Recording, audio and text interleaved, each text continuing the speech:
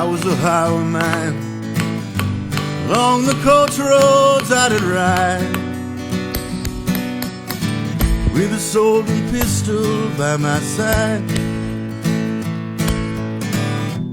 Many a young maid lost her baubles to my trade. Many a soldier shed his lifeblood on my blade. The bastards hung me in the spring of 25,